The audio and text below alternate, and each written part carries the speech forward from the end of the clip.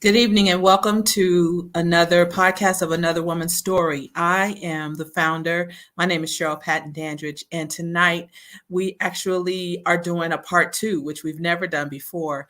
If you were a part of our podcast last month, we had a tribute to or a memoriam of national I can't even talk tonight for some reason, but for National Domestic Violence Month, National Domestic Violence Awareness Month. And we had on our last episode, we had Mesha and Hope who shared their stories, and we just didn't get done. So we wanted to finish tonight with part two of their stories. Right now, Misha is not available, so we will continue with Hope, which everybody was jumping up and down because they didn't get part two of her story. And so we have something else in store for you tonight. At the end of sharing with Hope, we're going to talk about an escape plan because I think that in lieu of everything going on, I think we want to start incorporating things that you can do, right? So for people that are having, they're in a situation, they don't even know that they're in a situation, they're not sure if they're in a situation. No matter what your situation is, we want to make sure that you have an escape plan. And for all those people that are dealing with the situation, we want to make sure that you're able to get out and that you at least have a plan, and so others can help you and support you in the process. So without further ado, we're going to bring Hope on, and Hope is going to enjoy another conversation with us tonight. Thank you so much, Hope, for coming back and talking to us about your particular situation, which is a little unique. However, it does still fall under the umbrella of abuse, of domestic violence. And so just to kind of recap, we talked last time, and Hope shared that she has a person that has been stalking her, that's actually been a person that she knew really kind of third party initially, started working with the wife or the ex-wife now. And that person, for whatever reason, has developed a fixation. I don't even know what to call it, but in any case, she and I had a conversation, and I just shared with her that really is truly a domestic violence situation. Even though it doesn't feel the same, it is the same. And so, Hope, I'm going to let you take the floor. We're just going to have a conversation. The main thing that everybody's been blowing my phone up to know is, what is the status now? What has happened from the time that you were on the show before to now? Has there been any progress? Anything? Just share whatever you can. Well, Cheryl, I really want to thank you because I ignored many of your texts and calls because the accountability was high on my radar, and I'm like, oh Lord, Cheryl's not going to let me get away with this, not for the sake of people or other, but I really appreciate your stance and your love for me. Thank you. And again, becoming my own advocate has been the hardest thing, and I'm a It's lawyer. hard. Yeah. So, I shared last time about sort of like this cloak of competence or confidence that people may think because you're not falling apart at the seams in public that Right. you're okay, that you've gotten it. And when many times that's just a facade or it's real, but you don't express yourself that way. So it's been people like you and some others who are like, what are you doing? What have you done? So I want to say first, being on your show really released the beast in me in some Oh, ways, yes. because I went from no one knowing the story to like 12 posts showing Antonio Powell, the person who was stalking me, his picture, playing some of his messages, just really putting it out there. And even I think one of the times I was like, and if you're listening, Antonio, I think I did out on your show too. I think I saw that. Come see Yeah. me. Yeah. And that was really empowering. And I didn't think it would be empowering because so many times I was thinking, well, what if that makes him more upset? Without sharing too much, because things are still in motion. I want to thank everyone who contacted me with information. Last known sightings, even of Antonio Powell, as well as just maybe some encouragement. I didn't realize how much I needed that. Of course, I know I needed information. Hey, Marla. Of course, I know I needed information, but some people came through in a way that I was just like, whoa. So let me just say that I have a better sense of what's going on and how it can be handled.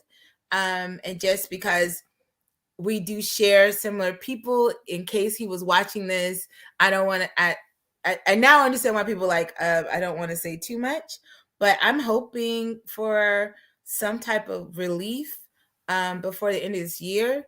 And I'm really excited about that. And probably more importantly, I had different people talk to me like, oh, I went through that. Oh, I went through that. Oh, Right. I was embarrassed about Right. that. And I was like, well, praise God. And it's interesting because even though I didn't talk about sexual violence, and actually I have experienced that too, as a young age, probably nothing that an injunction would address, or just other violations Right. that dealt with power and control. I've had people come to me in my inbox that I've never met personally, who's like, is there anyone I could talk to about like maybe being sexually violated? And I'm like, well, could you tell me a little bit more about whatever your friend is going through? And they're like, oh, it's me. Right. And so I know that that's an operation of your gifting to tell another woman's story, because I think anytime people can relate authentically to someone else's sense of violation, they feel more encouraged to come forward and deal with their own. And so it's been a real shakeup, if you Right. would. And I have felt freer and smarter, and it's been really helpful too, like where I go, there's people who now know, so they're more thoughtful about posting me possibly at, Right. contemporaneously as to where I am. And that's been helpful. It's made me feel a lot more safe in traveling, especially to the Metro Atlanta area or Right. whatever. But I am sort of ready to be free, like just not worry about that as much. And so yes, different parties and different things are going on, and I really am hoping for like a breakthrough. But let me note this though, and I wasn't even going to think I was going to go there here, but I think this is a great opportunity. I shared very passionately about sort of like the two groups of people. I put them in two different groups, like the ones who like heard what happened, like you, like, what are you doing? Take this seriously. And then those who disappointingly didn't seem to get the urgency, maybe didn't think it was urgent, or like a law enforcement office may have been lazy about their approach. And a part of that conversation, I also shared about different spiritual leaders without naming names, but if you Right. know me, you could figure out the timeline. And I had an opportunity recently to talk to one of those leaders that I had felt let me down, and I didn't know that he had seen it. It didn't surprise me, but I didn't know he had seen it. And it really bothered him. It really hurt him in a lot of ways, because he does love me. And he's like, oh, I thought I was doing the right thing. And I learned a good lesson from that as well.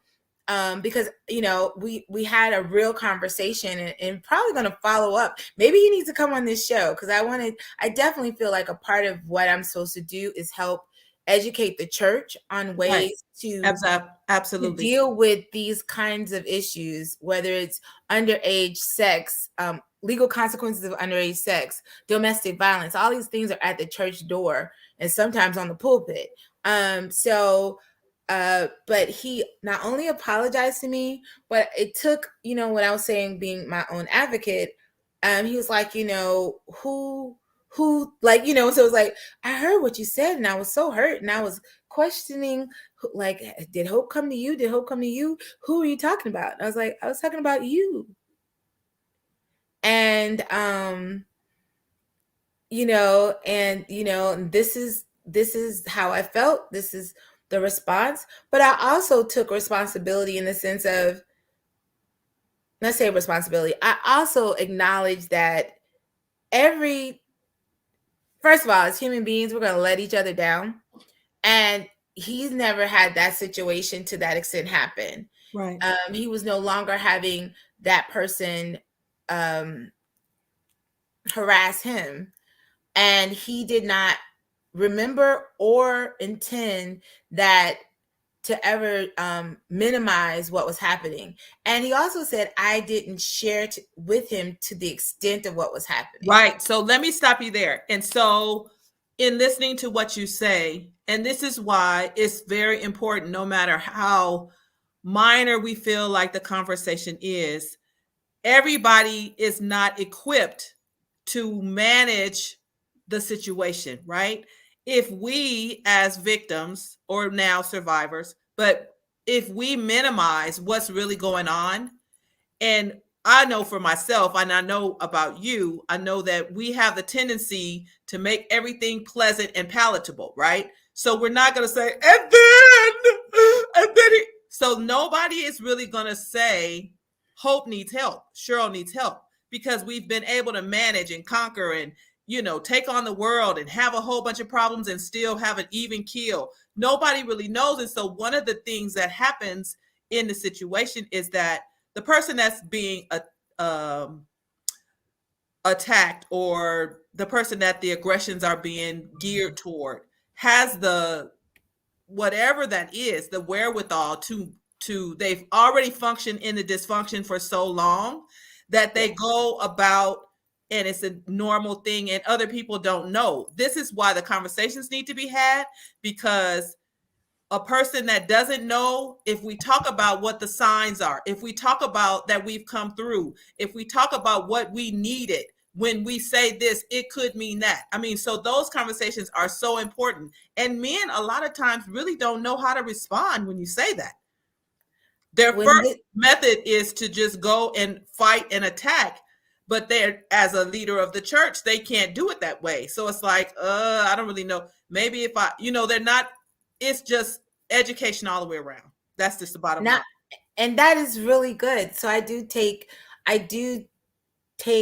or acknowledge that I don't remember the extent in which I shared, and it very well, was an extension, my strong response to what I thought was his inaction or potentially disconcern or non-concern, was also probably an extension of the several different law enforcement people I talked to. So sometimes you attribute an attitude broadly to a group in a season because you don't feel like you're getting traction. And that question was asked, like, Hope, what could I have done? Right. Like, what could I do? Like, I kept, he shared that he kept racking his brain. What could he do? And I don't know that I did make it clear, but there were aspects that he did help me with. And I shared with him that, you know what, it may be a male female thing, that I wasn't expecting him to do anything. It was two things. It was a huge, just the one thing I hoped was that he would be on my side. And somehow I felt in talking to him, he rationalized the police inactivity. He rationalized why he would not necessarily get more involved. He rationalized in a way that made me feel like you're not getting it. And he didn't. But at the same time, it was like the word choices he used. And then the second thing was that there was someone who had been associated with the same church who had such an opposite reaction, who I had not had the same close relationship with, who his juxtaposition and his attitude was just so different that it was like, so it's sort of like I felt like the abandoned child, and then I felt like someone adopted me and put me on the front seat. Right. So there's a range, and there's a range of emotions that goes with that, right? So people who you never thought would have any response will have the big response, like you said. And the people that you expected to have a response are not giving you anything at all. And it really, it runs the gamut, which is why, the rule of thumb is just tell everybody. Just tell everybody, seriously, like tell everybody you know, because you would be surprised at the people that are not going to respond. And I think to some degree, I feel like because they're so connected, they're stuck. They're not sure how to respond. And you are not a person that asks for help, especially if you're not a person that asks for help. It's kind of like, I, okay. Especially if you ask for help or you share help is needed and you feel any sense of hesitancy, it's like, oh, that's okay. And so my learnings from that, and Cheryl, you've just given me a third learning, is like to be explicit as to what's happening. I may use a broad title like someone stalking me. Well, what does that mean? Prior to, like, one thing, for example, this leader was like, you didn't share with me that he had threatened to kill you and bury you in the back of your backyard. And that was so startling to hear on the show. And I was like, I didn't. And I very well may not have, right? Maybe I felt already that there was something that was a hesitancy, and that was not fair to him. And Right. also, another learning was that, at the end of the day, I very much knew he loves me and he cares about me. It was like a miss. I just felt like a Right. miss. Right. But I was so offended and hurt that I did not take the opportunity to go back to him, even maybe a month later or 2 months later, and say, hey, that, like, Well, it's I painful. was in my You're feelings. in your trauma. You're in your And trauma. I was just like, Yeah. I don't want to risk, I'm just being honest, I don't want to risk resenting and hating you. So I'm Right. just going to leave you alone.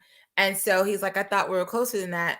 And the third thing was just, because this particular person is one of the most progressive thinking church leaders I've ever been around. And if he felt like I didn't know what to do and I was surprised that what I did was not sufficient or that you were hurt, then I'm like, and he's a person who's always open to learning, that I'm like, we're going to use this situation, and maybe we need to come back on here, about, like, let's talk about practical things that pastors can do or church leaders can do who are faced with people who need, like, some immediate attention, because it's not his job, like, it wasn't his job. I didn't expect him to jump from on high and pull out guns.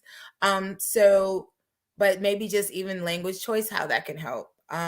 Yeah, And it's a gamut. It's a large gamut of ways to respond, right? And the unfortunate part is, as a person that's dealing with it, you usually just get one chance where they're brave enough to share.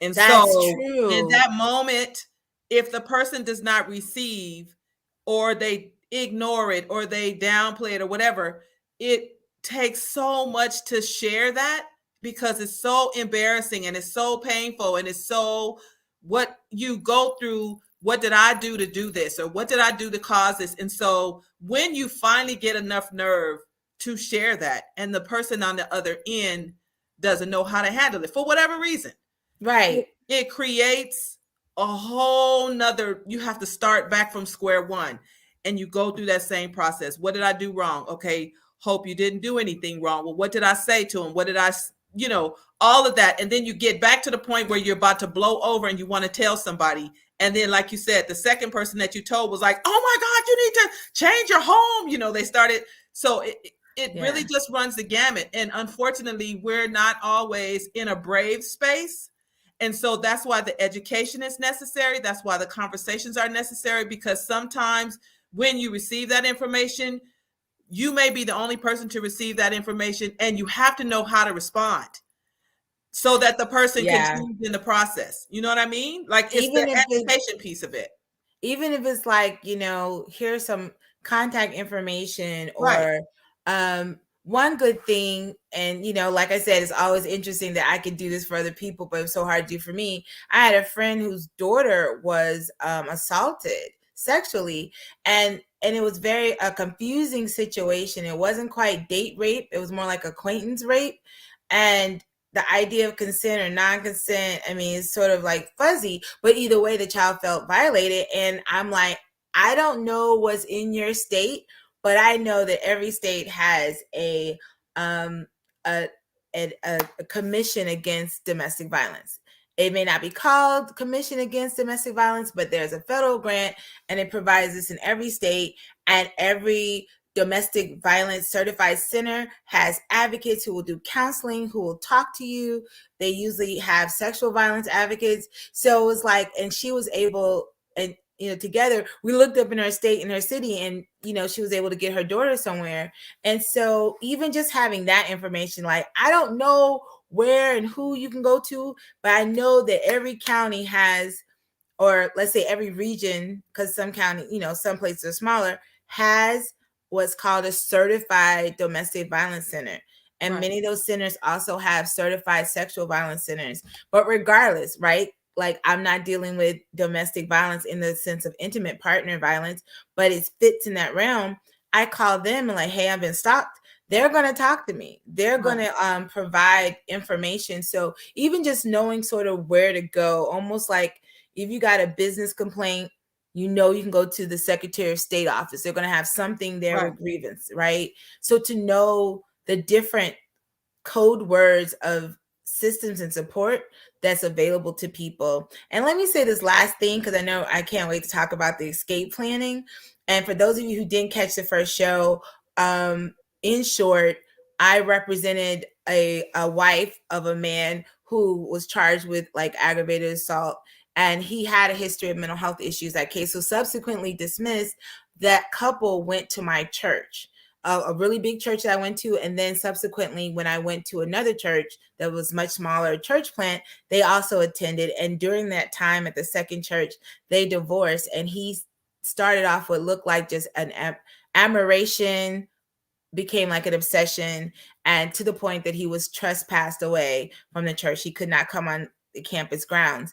And for like every 2 or 3 years, something comes up where his obsession becomes more violent and aggressive. In this past year, he's starting to kill me, hit me on sight, bury me in the backyard, and all these kind of things. It's gone from like, I'm in love with you or getting married, to I'm gonna kill you and put it in the backyard. And so after I shared the story, Cheryl here on another woman's story, and then like lost my mind with posting 12 posts, put his picture up, It and needed to people like, happen I though. know him. I got so many responses. I got way more responses that I did not respond to than I did, if that makes sense. I did find that some people wanted to share their story with me. But it's embarrassing that to admit that I was embarrassed. Like, after I posted that stuff, I still was like embarrassed. Like, it was sort of like cathartic, and then it was like, what did I do? What have I just admitted to? So I'm thinking about one particular person who reached out to me, and I really got to reach back to her. She has served as a mentor to me in so many ways. And I felt really embarrassed. And to find out that she had also a stalker at one point, very similar situation and circumstances, as she also works in the church. And then I felt worse because I hadn't called her. And, part of me just felt like, oh, I hope I'm not looking, even though I've done the things that I've been encouraged and pushed to do, I'm still like thinking about, oh, I hope people not thinking that I'm trying to draw attention So to here's the thing. myself. Stop. Because these are the things that keep us from sharing, and these are the things that keep us from telling the story. It doesn't matter what anybody thinks, because it's your experience. It doesn't matter what anybody thinks, because it's the truth. And it doesn't matter what anybody thinks, because every time you don't share, someone else could lose their life. And yes, you are right in the middle of it. And yes, now that you've shared, you need to keep going. It doesn't stop here. Sorry. I will tell you how many nights I do not get sleep because I think about it all the time. I think Wow. about when I don't say what could happen. If somebody hadn't said it to me, what would have happened? And so, yes, you are now on a whole nother journey in addition to all the plethora of things that you already have on your plate. That's just one of them. But you are called for such a time as this, and you have a whole group of people that I cannot touch. and everyone else who's listening who can share to their group of people, I'll never meet those people. But every time I get feedback that, yes, that story made a difference. Yes, Hope's story made a difference. Maybe I didn't deal with somebody that was a stalker. Stalking comes in a whole lot of forms, right? Yeah. It used to be cute when people were growing up. Not when I was growing up. I never thought it was cute for somebody to ask me what time. They told me 5 o'clock and it's 5 minutes after whatever. That was never cute to me. To some girls, Or they they thought that was show up where cute. you are and you Huh? don't know, or they often show up Yeah, where or they you would are, show just up. like, why That are kind you of stuff. here? Yeah, that doesn't make me feel. It doesn't make me feel safe. It never was funny for somebody to be jealous and want to chase me down the street or any of those things. That didn't make me feel better. For some people, it gives them an ego booster that they have this person that's all caught up. But for me, especially after what I've been through, that's life or death now. So for me, I'm not interested in somebody that's that jealous, that keeps that kind of tab on me, makes me feel that uncomfortable when I'm late or whatever that is. I don't like that. But what I will say is that every single time I have an opportunity, it's a gift that God has given you now. Every single time you have an opportunity to share, you have an opportunity to possibly save somebody's life. And everybody that you save, and not you know what I mean? It's not Right, right, you. So right. let's just clear that up. But Yeah. every time somebody hears your story, they may or may not tell you that you're saving their life. That's the reason why you have to keep telling it. Because there are people who haven't told anybody that they're in this situation, and they're listening to us talking, and that gives them hope to know that they can get on the other side of that. And you may never know. Right. And So let you me can't tell keep it you, to yourself. that shame is so real. The shame is real. Even when you're making those first few steps. So, it's definitely a process. And I don't think I shared on this show, but I may have shared before. I can't remember. I know I purposely was trying not to share it because it's so crazy and I have political ambitions. And, I'm like, I don't, this guy in the midst of his messages would accuse me of having a lesbian affair with his wife, would accuse me of having an affair with a prosecutor or another person I've never heard of. He accused me of molesting his children. And he wasn't ashamed to say that, all of those lies. So you're ashamed And to tell the so, truth? literally, when I finally got an officer to listen to the messages, he had to be like, okay, so why would he be saying this? And I'm like, when I tell you, I'm so grateful that my friendship-ish acquaintanceship with that family never left like the office Yeah. or the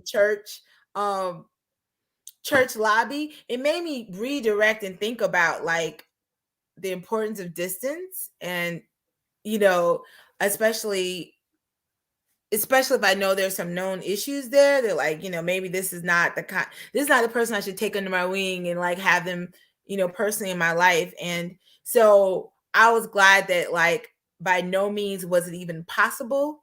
And I never would, but I was just like, oh my God, like to even play all these messages, there's all these things that come out, and like, what if that follows me? And da, da, da.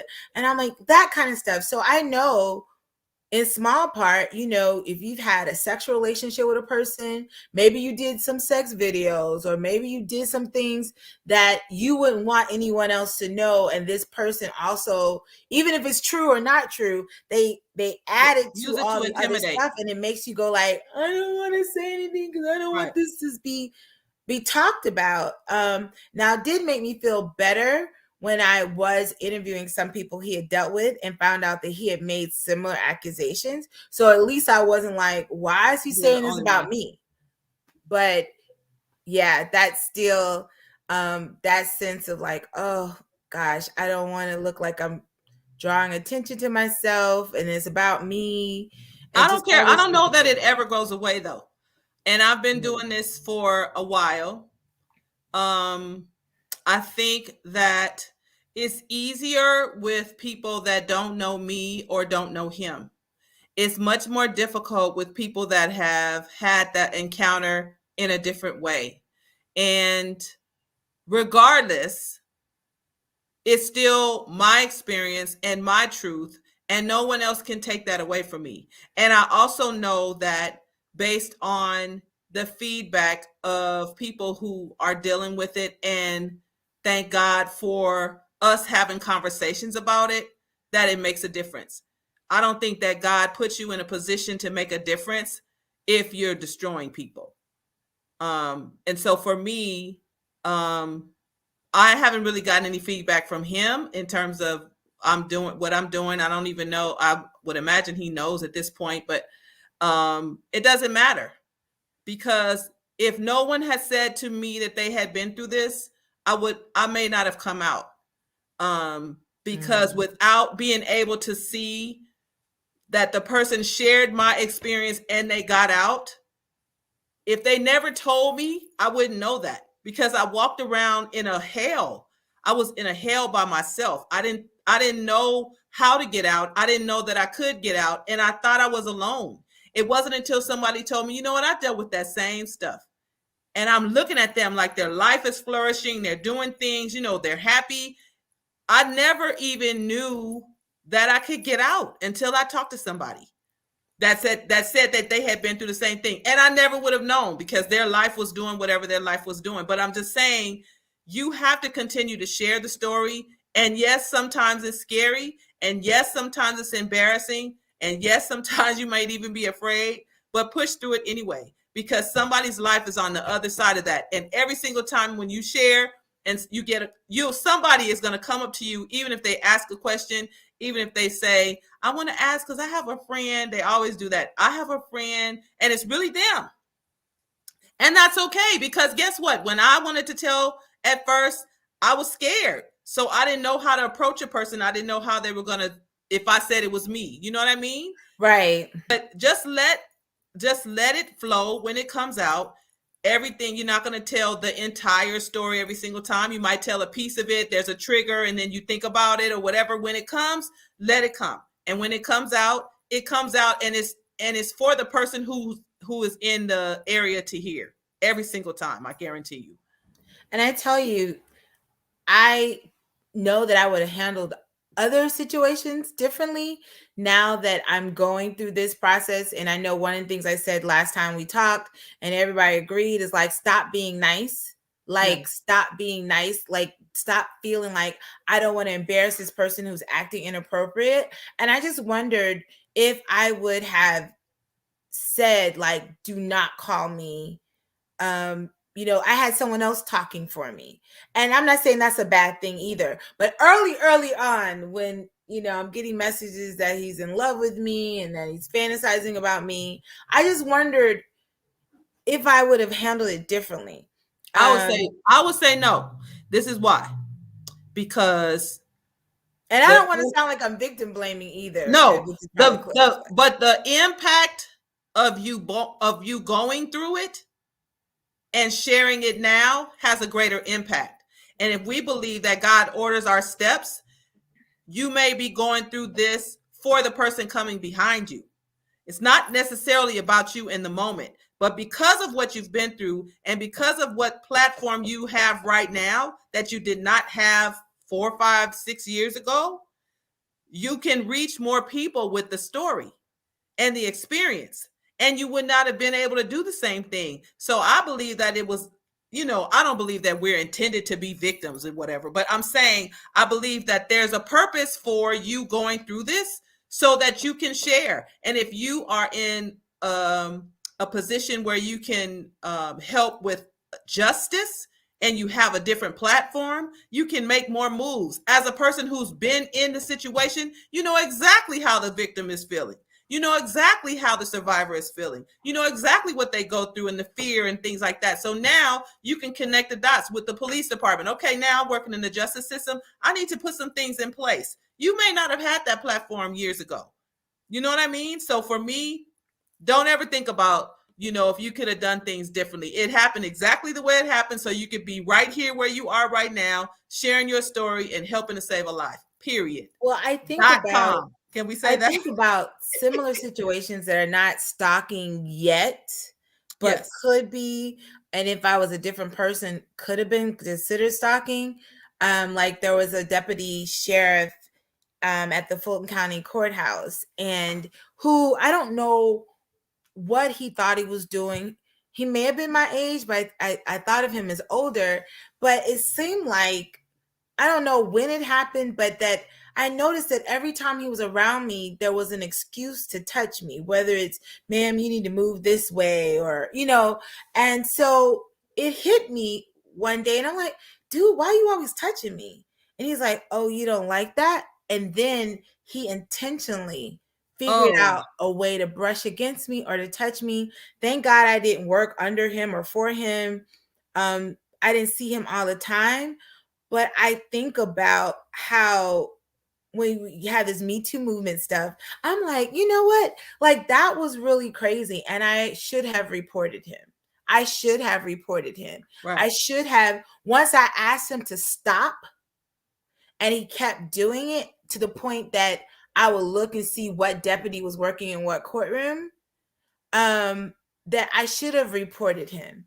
And not just for me, but for someone else who may be triggered in a very different way. And right, but I hated, and there was also a part of me that felt like the more I acted affected, the more he would do it. right. So part of me was like, Hope, don't even respond. Don't even, like almost like playing a child's game. Don't even respond, and he'll stop. Because if Well, I'm and like, so "Ooh, how don't about touch me," but the he's risk, being aggressive. but the risk of this is the part that makes it crazy with regard to the whole touching thing is the risk of not being believed. And so I think for a Or lot of that, women, right, that you're exaggerating. if they, it's almost like, and I had this conversation today with somebody. I showed him a picture, and the picture was of the lady in a dress, and it said something like, if this guy was looking at your woman's body like that, should you say something, or just know that it's yours? So he and I had this debate about, he was saying, well, this is the problem when you guys wear the, it doesn't have anything to do with what we wear. It has nothing to do with the fact that we wear a dress. The body accentuates our curves. We can't do anything about that. We don't go off when you wear a tight shirt and some sweatpants with no whatever you be doing. I'm just saying, the women we don't respond that way. It's now become our responsibility to manage how somebody else is going to treat us. How would we know that? If I'm walking down the street and I'm wearing a beautiful dress, how would I know that somebody's going to be turned on because the dress is yellow? Why is that my fault? Because I have on a yellow dress. And it's that kind of stuff. It's horrible. And so, when we talk about, like tonight, we're going to talk about the escape route, or the escape plan. But a couple other things I think we need to start talking about here is what happens when the person doesn't believe you, because I think that keeps a lot of us stuck. If they don't believe you, or if you are ignored, how do you manage to tell the story again? And I think that is going to be something that we really need to think about, on both ends, right? On the person's end, if somebody's telling you that this is happening to them, 9 times out of 10 they're not making that up. They're just Yeah. not. I mean, you wouldn't make up and say my boyfriend's beating me up, or my husband's beating me. I mean, who would just go What tell somebody benefit? that?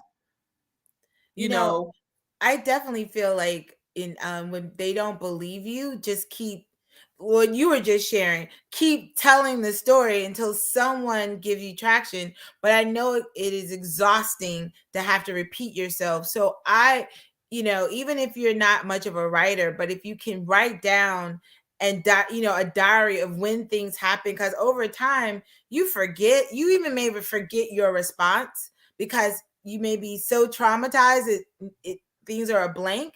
And so when you write things down, you can like literally, whether you type it up or whatever, like these are my notes. So if you miss anything, it's sort of more complete. And hey, if you don't like writing, do an right, audio file on your phone, like this is what happened, and just share as much as you can, because it can be cathartic. And I know for me with clients, sometimes because they are so anxious about stuff, if they're writers, like, do you feel comfortable writing? Would you just like send me the longest email and share every bit of what you want to say? Because maybe a tenth of that is what I need to represent them in court for a restraining order. But they have so many emotions. They have so many emotions. And you got to believe them. And I tell you, I have been changed. I would say I've been changed even more by being on this show and being free to tell my story, because I find myself more likely to go to court with a case that's probably a loser, Yeah. because I have a reiterated sense that this person needs someone to fight for them. We may not get it. It may be her word against Right. his, but on this moment, that abuser is going to know that you're not playing. I'll be back if you act up again. And I particularly had a serious case, and the judge basically on record said that the batterer was credible. Wow. And that my client, thankfully she didn't say my client lied, because I've had this judge actually do that. And you know how empowering that is to a batterer. And like, all, your biggest job, judge, is determine if there's been a preponderance of evidence. Right. So people who understand the legal system, it's not about innocence, it's can you prove it? And so sometimes you just can't. But when you leave, and I've had so many post-court pep talks about, even if you didn't get what you aimed for, you stood up for yourself. Right. And he knows That's you the stood key. up for himself. That's the first And he part. had to go pay an attorney because he couldn't keep his hands to himself, and let him know, if he does it again, I'm gonna be back here. Right. And I've been amazed at how many situations that didn't turn out legally like we had hoped, and the client's like, thank you for fighting for me. And actually right now I have like a couple of cases that probably 3 months ago I would have been like, I don't think that this is the kind of case that I can take, for a number of reasons. Because even in the state of Florida, if it's determined, which is very hard to prove, that a petitioner has lied in a material fact, that person could be fined, and the attorney who represented them. Wow. So the kind of cases I would take, because I ain't got no surplus of something to be paying somebody. Right. I have to do assessments to both determine what kind of case they have, and do I feel like there is a reasonable amount of evidence to pursue it. And your testimony, if believed, is enough. Right. But it's a case on a case by case basis. But there is a situation even right now. My client has hit the wall and apparently has been to court before on another person and was not believed. And I believe in a small town sense, the judge and the clerks and sort of like, So we were not given the temporary restraining order. We're having to go to court to argue for it. And I know she's just like, oh my God, you're going to give up on me too. I'm like, no, we're going to go in there. We're going to give it a college try. It's good that you know that we're up against something, but you're standing up for yourself. And sometimes that, for those situations, is helpful because that person knows there's consequences. Right. Other than a bruised lip or hurt feelings, that you may have to pay an attorney and go to court and deal with this. So when you're not believed, it's so hard. It's difficult. Keep going. Even if it's like, well, I'm going to write this information down. It's not the same, but I think about the mother of Ahmaud Arbery. If you have an opportunity to watch the most recent 2020 special that really just talks about like who he was and his family was, his mother was told immediately the night of his death, or the day of his death, that he died. He died as a part of a burglary. And she knew at his funeral, she swore that she would find out what happened. And they kept switching, or they took one state attorney, district attorney off the case and put another one. She would go on the internet and figured out through Facebook and social media how people knew each other. Like, wait a minute, this new one, his son works for the old district attorney. Okay, they need to be off. They had 4. That woman ended up in her little, when I say little, non-expert life, she kept going, and you have to keep going. Notice her. She's quiet. She's not loud. Right. But she did not stop. And And that's sort of the attitude we have to have, but you have to pace yourself because you don't want to scream at the person who's not listening. Keep looking for a listening ear. And that listening ear may come from someone you don't expect because Right. there's something in their life that makes it like, oh my God, we got to do something. So please, reserve your energy in a lot of ways, but keep telling your story, even if it's you writing it down and keeping a record, because someday the right people will hear and move on your behalf. And Absolutely. I would say paper trails are important. So even now, I have a different sense of winning. If I have a client that has a really hard case, it's going to be really hard because the person may be, I've had cases where people are football players on Florida State team or, clerks in an office. It's like, let's create this paper trail with a transcript. It may be a really big hill to climb, but if anything else happens or Right. to another person, we have this whole testimony. Right. And that could be a win. And I don't want it to be that way, but that's just the truth. So keep telling someone, and even if it's a person who seems like they would be the last The person least you would think likely, would keep you'll going. never know. And it's funny because it's almost like, when I was working in social services, they used to tell us, if you don't write it down, it never happened. And I feel like with domestic violence, if you don't tell, it's almost like it never happened. And they will use it against you. Like, You have to well, keep telling people. you said you've been beaten for 10 years. You ever called the police? Right. If you didn't say anything, Did you tell your mother? Did you tell your sister? Knowing all along that most people don't, yeah. or it's very hard to share. Yeah. But I appreciate you though reminding me that everything happened the way it was supposed to for a reason. Because one of the things that we can all do, and victims do it to themselves, you find yourself victim blaming. If I would have done this, maybe Right. this would have stopped it. Right. As a way to explain something that's not really rational. Right. And that doesn't say that you could have done some things differently. What I'm saying is that the end result, if we believe that God holds us in the palm of his hand, right? Everything happens in a way that he allows it to happen.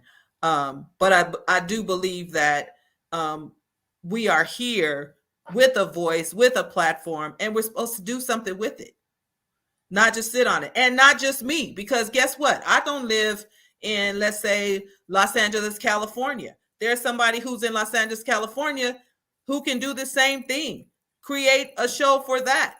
There's so many different aspects. There's so many different layers. You can tackle so many different areas as it relates to domestic violence, or any other thing for that matter. But certainly in domestic violence, you have the person that's the victim, you have the family, you have the children, there's so many different things that you can tackle.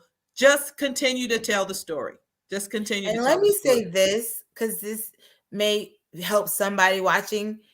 If you've told the story and you keep going back on it, still tell the story. I tell clients, even if I lose sleep working on their petition and going forth and they don't show up, or they show up and they're like, Miss Dams, I don't want to go forward.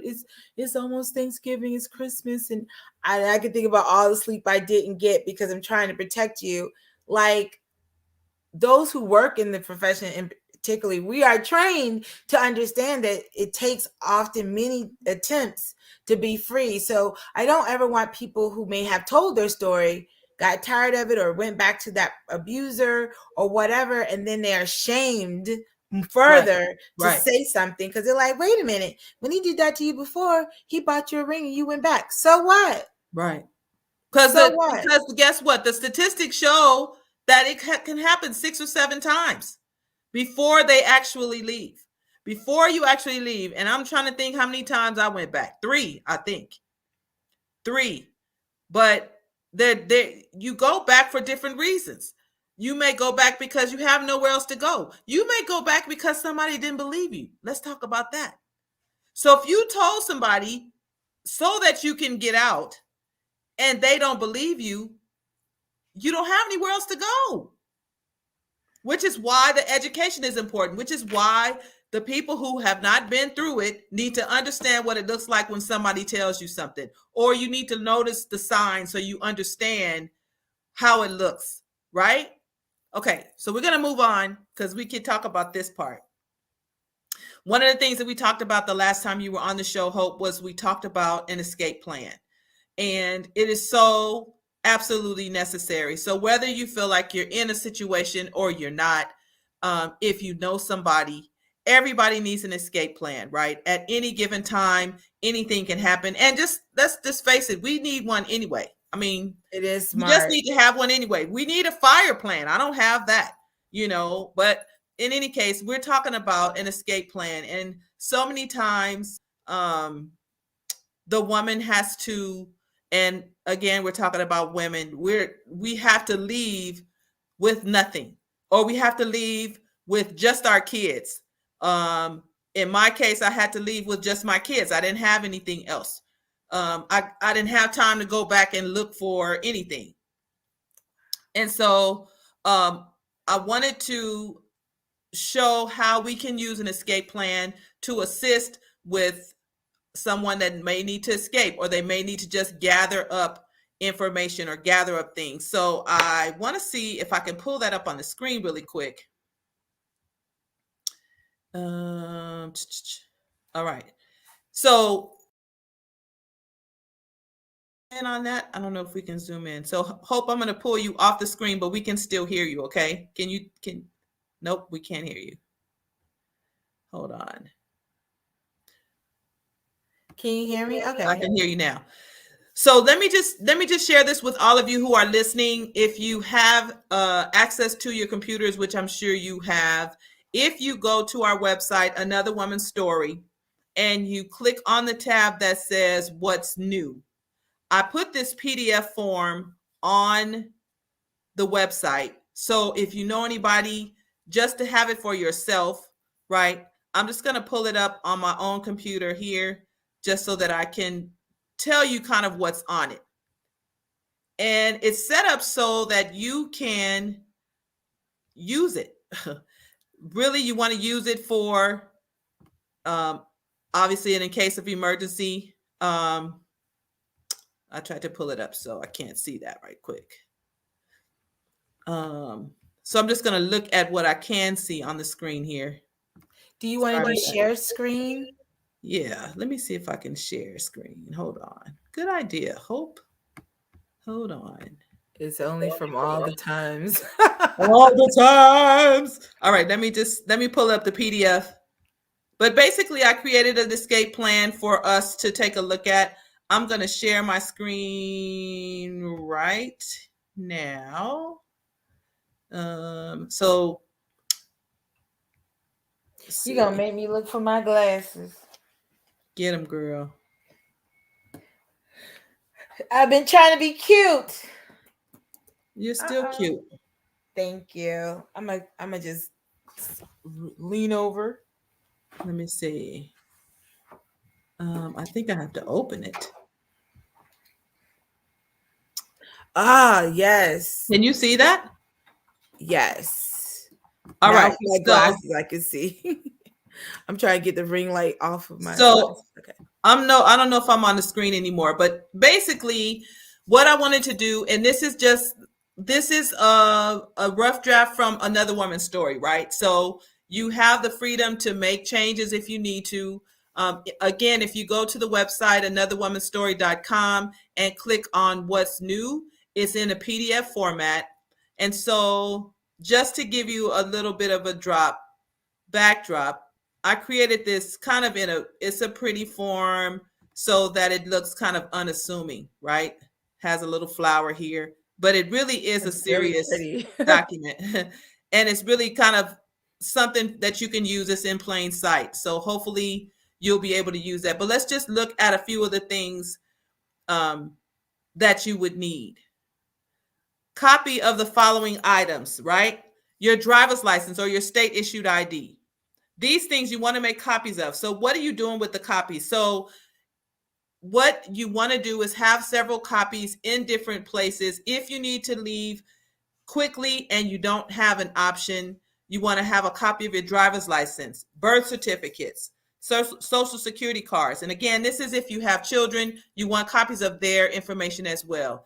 Any of their school and vaccination records. Why? Because if you have to move from one place to the next and you need their school records, it's important that you have those with you so you don't have to contact the school, right? So if you have the ability to get that information, and even right now before the holidays, I would just suggest that if you have small children, I know you may not think you're in a situation and nothing's going on, but it's always good to have it anyway. Go ahead and get the copies and make those copies and keep them with you. Put a copy in your, if you have a safety deposit box at the bank. Any lease or rental agreements, your house deed or mortgage details, if you have a passport, the keys. So the keys are really important because if you have spaces where you may have to give the keys up, you have another set, let's say in a jacket pocket in a closet. You keep a copy of the keys in the garage. You know what I mean? Like there needs to be different places that you have sets of keys in the event that you have to leave quickly or you have to go back and get your car registration, insurance papers, divorce papers if you have them, medical records for all of your family members. And then of course you want to have the telephone number. So here's the thing with the telephone numbers, write those numbers down now. Because when you're trying to think about it in a panic, you don't always think about them. You can't remember. And if you're like me, I have people on speed dial. I'll just press the 1. But in a panic state, I may not remember the number, even if I call it all the time. Okay. So again, this is in a PDF form on the website.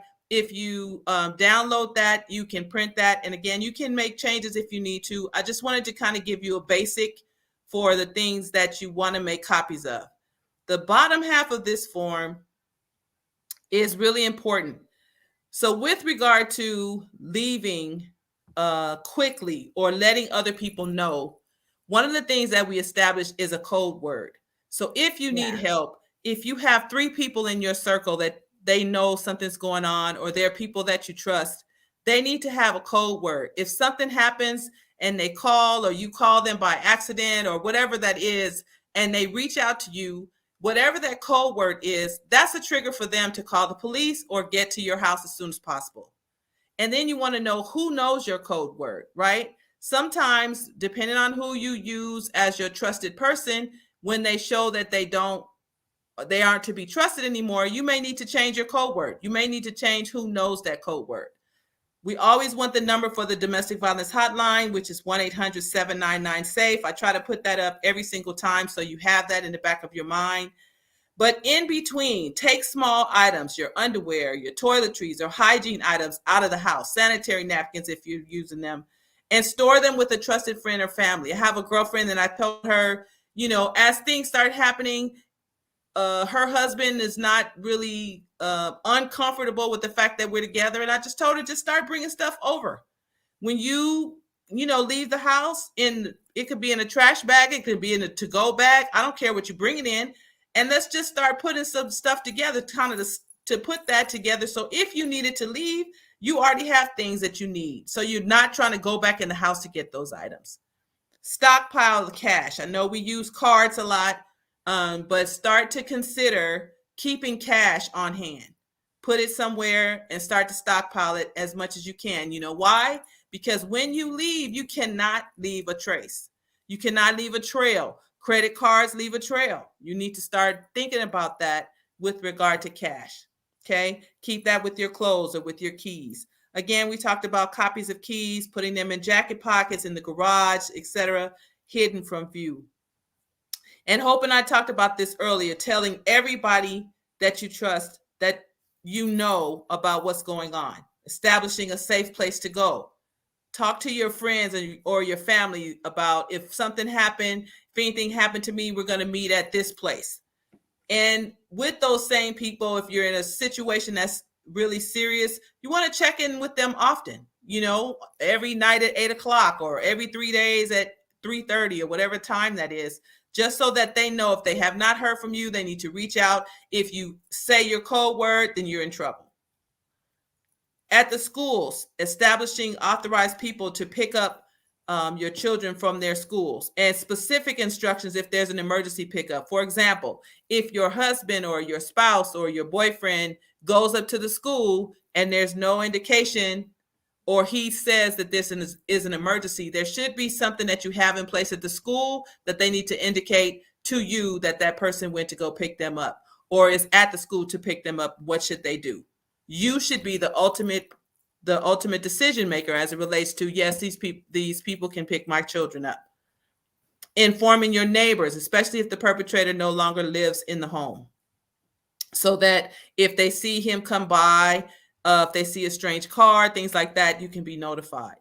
And one of the last things is stay off social media. If you are in a position where you have to leave your home or you have to escape or you have to run, stay off of social media. All of that can be tracked. If you have to move, you want to keep the new address a secret, get an unpublished new telephone number. Only the people that you trust should have that number. As you're doing the things that you normally do, you want to change your driving routes, right? Because a person that's living with you, that's familiar with you, knows how you go to the store. They know how you go to the bank. They know when you work. You have to start making some changes so that you're not as accessible and not as easily found or tracked. Keep all your emails and your text message threads, just like Hope was saying earlier with a stalker or somebody that's threatening you. You want to make sure that you keep that information because you may need to bring that back up in court. And then the final thing, which is the most important, is don't tell him that you're leaving. I actually put that on here twice just because it's so important that he does not know where you are. Hope, did you have anything that you wanted to share with that? No, I think well, yes I do, but that's a really really great list, and I love what you're sharing, and I just want to encourage everyone to know that you don't have to get this all at once, cuz you whatever you're doing, you're going to need to do it as clandestine as possible. So you may want to start off with, like, I don't know how many items there is, but maybe doing an item a day, or on if you're living with an abuser, on their day off, so that you don't draw attention to yourself. Use technology if you're technologically savvy. If you have the opportunity to scan some documents, I would say have a physical copy and maybe have it in a cloud somewhere, or an email that your potential batterer would not have access to, like that doesn't show up on his iPad, for instance, Right. right? So that and like you said, whether you are a potential victim of domestic violence, this is just good, period.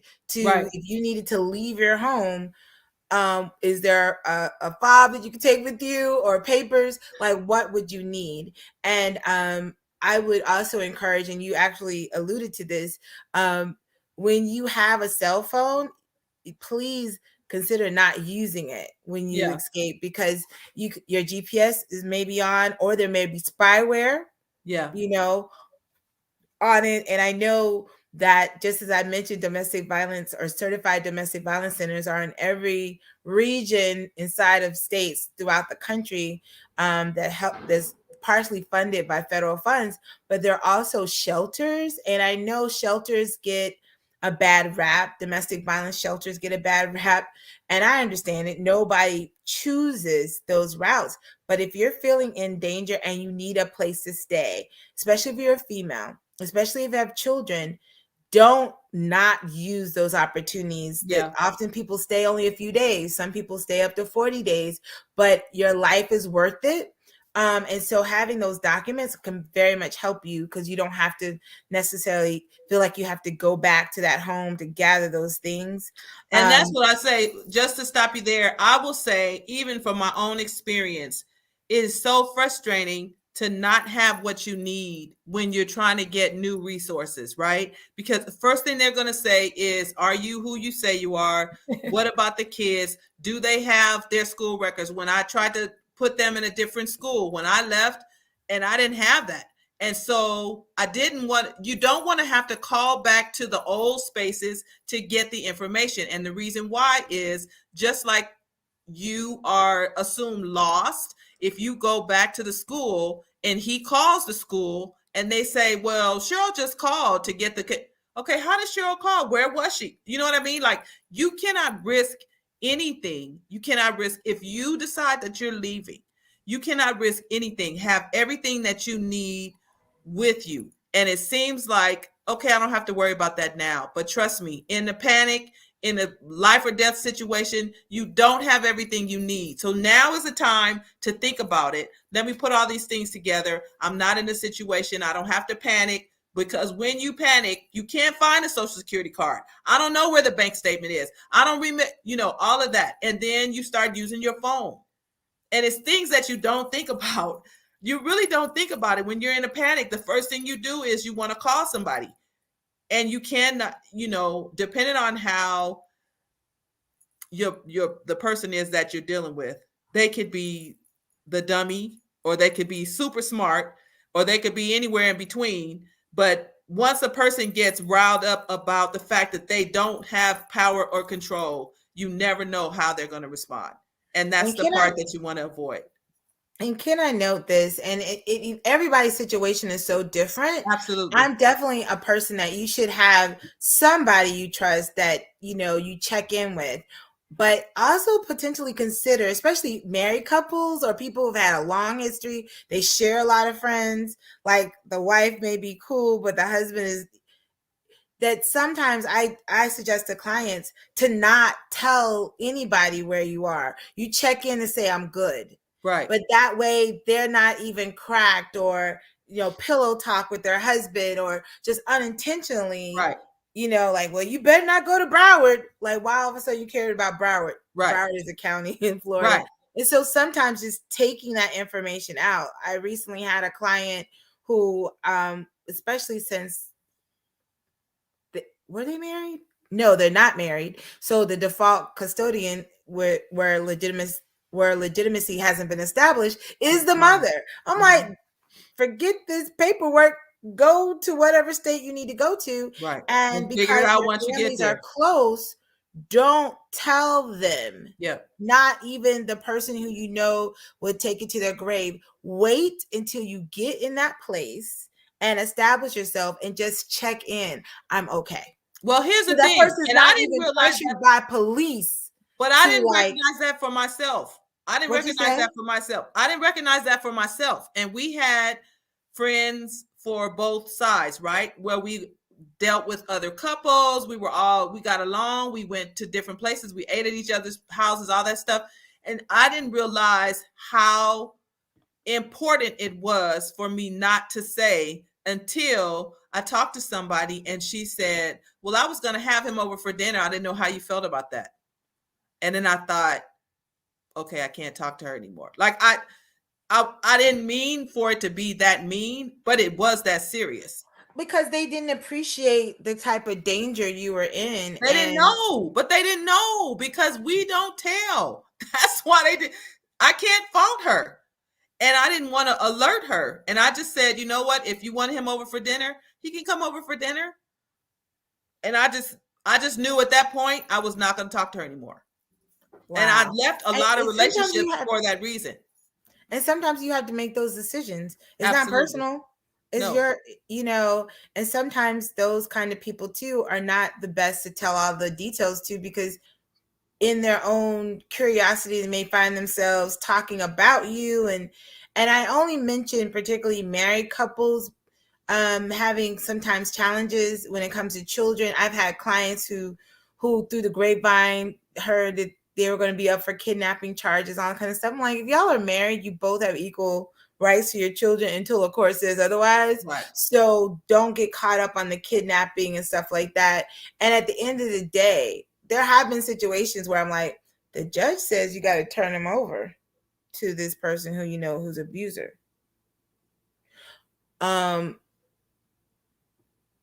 So, as an officer of the court, I have to direct that you turn the kids over that are being abused by this person. If you don't turn them over, you could, if they find you, you could be put in jail. Is there any place that you could go that'll be hard for them to find you? Not that I would suggest that you would go there, but that is a potential consequence. Because I'm telling you now, my children that I have not yet, and the idea of going with a person who I know is abusive, Right. I would probably face contempt. I'm not playing those games. Thankfully, in some of my worst cases, we just threw everything at the kitchen sink and we were able to get the kids back within 24 hours. And because the parent that we were concerned about was under so much scrutiny, we felt pretty comfortable that the children were probably getting, they were being love bombed then. But we're like, no, this is serious. And so just do not give up. And all those things you mentioned in your escape plan is so important. I would also include, for those, especially where escape doesn't seem imminent, so you doing what Cheryl has suggested with collecting it while you're calm, but Yes. also if there are triggers or things that I mentioned it in our last talk, like sometimes in escape planning or like slash safety planning is having an offensive weapon in every room of your house, meaning like it could be a broomstick, Right. a bat, doesn't have to be a gun, but if like at the moment of something super volatile that you need to get out or defend yourself or even go on the offense to avoid something, consider that. Also, like the whole fire practice, if you have children, you may need in very simple terms to let them know, hey, when mommy gets you up at night, I need you to just put on your shoes and come.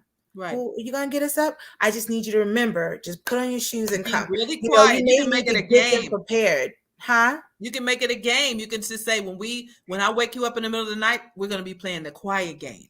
So Yes. we could tell them when I say alligator, that means we need to go now. That means we need, you know So what I that mean? you're So not having like a yes, practice run when you right, actually really need it.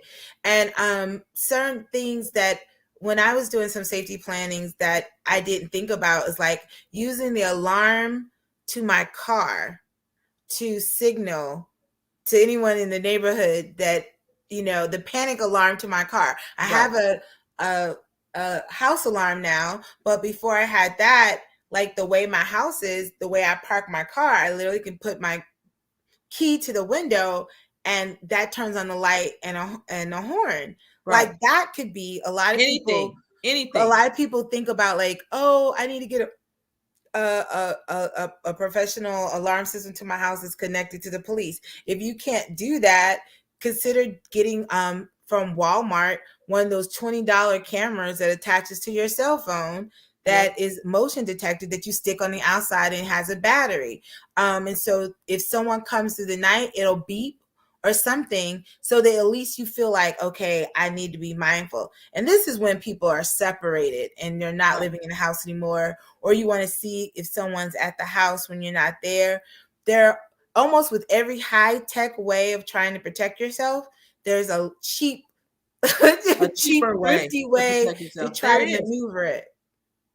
There is. And so all of those things are necessary. The main thing out of everything with regard to the escape plan is just do not share. Do not say, I'm leaving you. Don't say, I want a divorce. Don't say, the next time you come back, I'm not going to be here. Those things are triggers for a life or death situation. And, it's really the timing of this, but just that whole, I don't know if you heard about the story of the man that just murdered his four children and the mother-in-law. This was in California a couple of days ago. And all of the children were under the age of 12, and there was a baby who was less than 2 years old. He shot them all. The mother was at work and came home to find her mother and her four children dead. And from all accounts, it looks like she said that she wanted a divorce. And so, unfortunately, and people are under so much stress, they're under so much duress, they have mental health issues and depression and all these things going on. The bottom line is when you have to make that kind of a move, it is major. Whether you think you want to be funny about it or you think it's funny that you're leaving somebody, it might be funny, but laugh when you're safe. You And know I what I think mean? that's a really good point because I would suggest almost anyone who's trying to get a divorce, even if you've not had what they consider a domestic violence issue in the past, like you said, you don't know how Move people take low. things. People can ruminate on the problem and come back with a gun. Yep. There are situations where the first act of violence is murder. Yep. And I don't know about the California situation, but I live in a small community, and one community over, a husband and wife were separating, or they were going to separate. The father came and picked up his two kids and took them to a cabin and killed them and killed himself Oh yeah.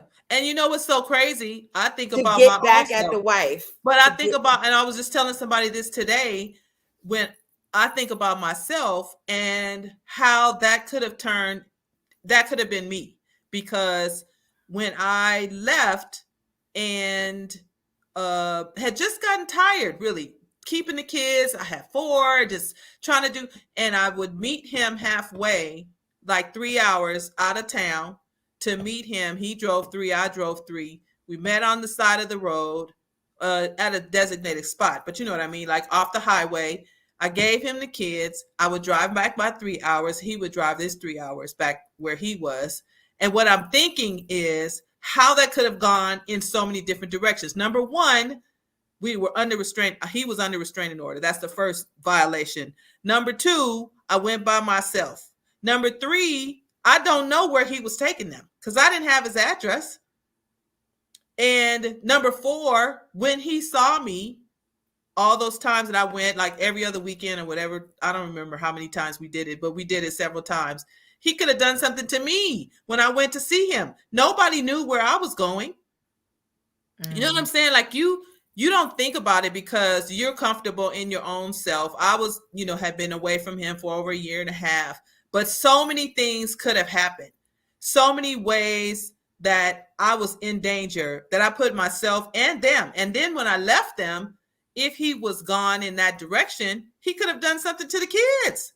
Like when I think about it, after this story the other day, I was like, wow, how God, you know, saves you and someone else has the exact same situation and they don't make it. Like I think about that all the time. And we cannot afford to put ourselves in that situation unknowingly or even knowingly, where you think, he's not going to be mad. He already knows we're having problems. I'm just going to leave him. I already talked to him about it. All of that stuff goes out the window when someone is just brewing and brewing and brewing under the surface. You don't know what they're going through, and you don't know what they're telling themselves and how they're going to really respond, because men really have a hard time with divorce, contrary to popular belief. Even yeah, though they have a really hard time with the fact that their marriage didn't make it.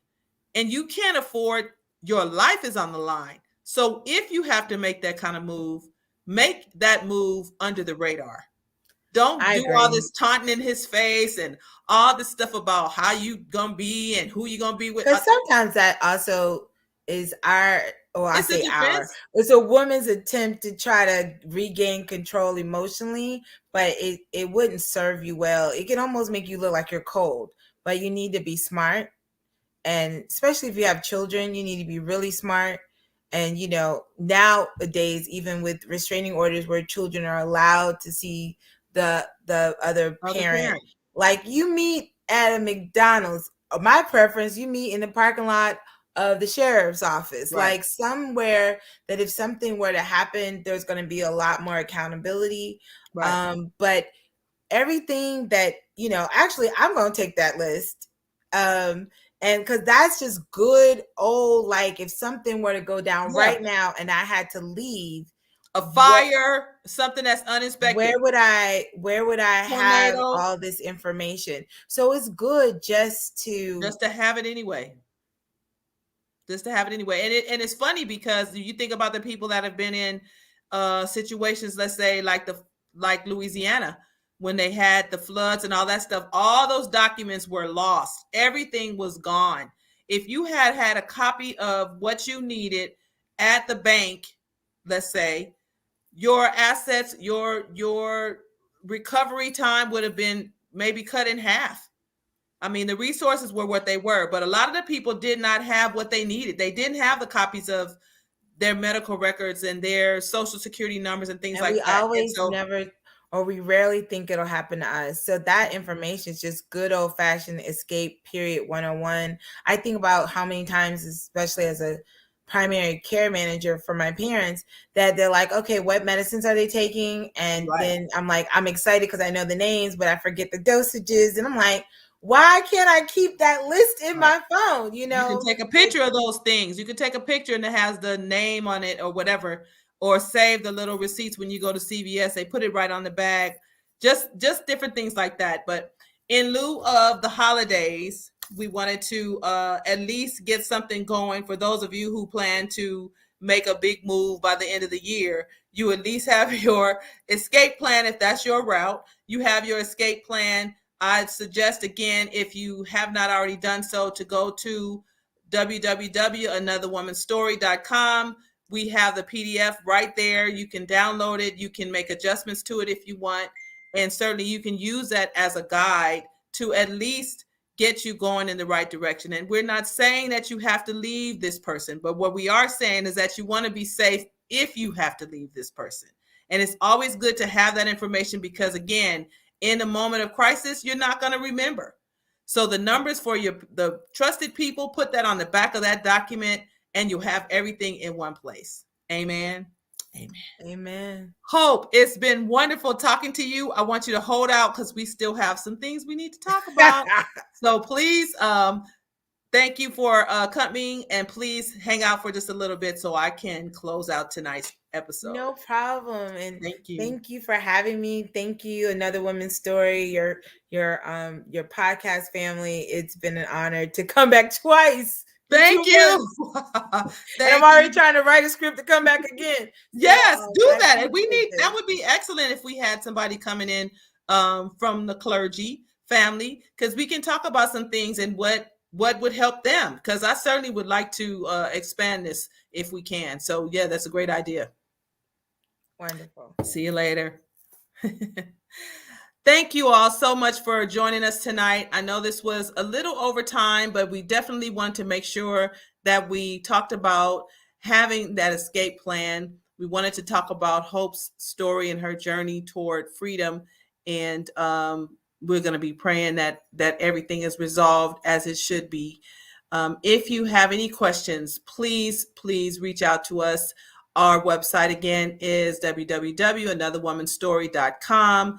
If you want to find us on Facebook, we're on Facebook with Another Woman's Story.